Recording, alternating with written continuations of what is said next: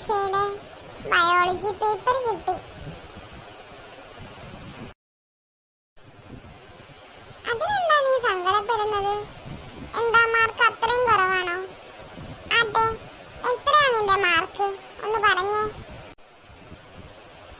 എനിക്ക് 40-ലാകെ 32 മാർക്കേ ഉള്ളൂ.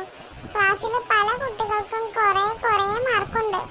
എന്നെ ടീച്ചർ ഇത് കാരണം വഴക്ക് പറയും. അതാണ് എനിക്ക് സങ്കടം.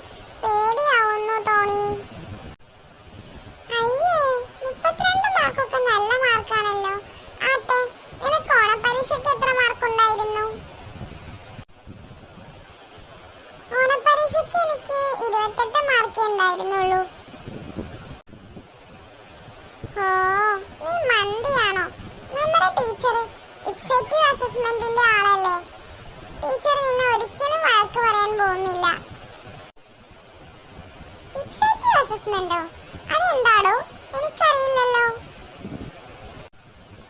എന്റെ ടീന, ഇബ്സെറ്റീവ് അസസ്മെന്റ് എന്ന് പറഞ്ഞാൽ നമ്മുടെ ഇപ്പോഴത്തെ മാർക്കിനെ തൊട്ട് മുമ്പത്തെ പരീക്ഷയുടെ മാർക്കുമായിട്ടൊക്കെ താരതമ്യം ചെയ്തിട്ടുള്ള ഒരു അസസ്മെന്റ് ആണ്.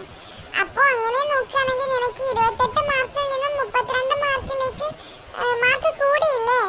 അത് നല്ലൊരു പ്രോഗ്രസ് അല്ലേ? ടീച്ചർ നിന്നെ ഒരിക്കലും വഴക്ക് പറയാൻ പോകുന്നില്ല.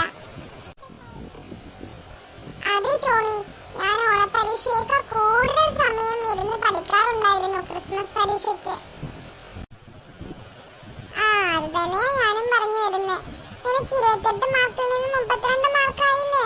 ടീച്ചർ നിന്നെ വഴക്ക് പറയില്ല, പകരം നിന്നെ അപ്രിഷ്യേറ്റ് ചെയ്യും. ഇനി ഇതിലും നന്നായി പഠിച്ചു കഴിഞ്ഞാൽ നിനക്ക് 32-ൽ കൂടുതൽ മാർക്ക് വാങ്ങാം. അത് നല്ലൊരു പ്രോഗ്രസ് ആണ്. നന്നായി പഠിക്ക്, വിഷമിക്കാതെ ഇരിക്ക്. Don't worry. എന്റെ പൊന്നു ടോണി, ഇപ്പോഴാണ് എനിക്കൊരു സമാധാനമായത്. ഞാൻ ഇതുവരെ എന്തോരം ടെൻഷൻ അടിച്ചെന്നോ. ഇനി എനിക്ക് സമാധാനമായി പോവാം. ഞാൻ ഇതിലും നന്നായി മാർക്ക് വാങ്ങും ഇനി. Okay, bye. Thank U.